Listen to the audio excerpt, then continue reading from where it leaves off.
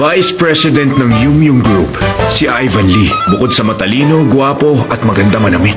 There's no such thing as perfection. Pero sa perfect boss, anything is possible dahil meron siyang perfect secretary.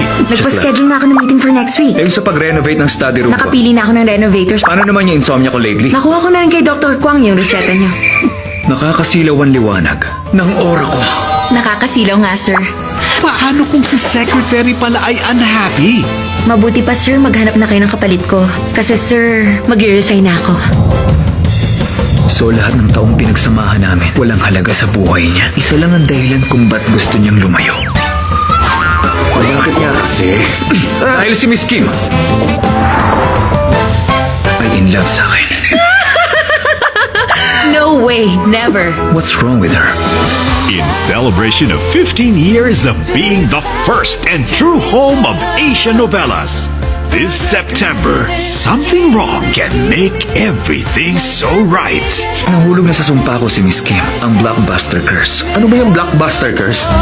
Nag-rent ako ng amusement park, ng cruise ship, ng restaurant, at ako pa mismo nag-escort sa kanya sa isang gabi ng mala blockbuster movie na date. Ano bang nangyayari sa akin? Bakit lagi kong naiisip si Ivan? Makikilala mo na ang Korea's blockbuster couple.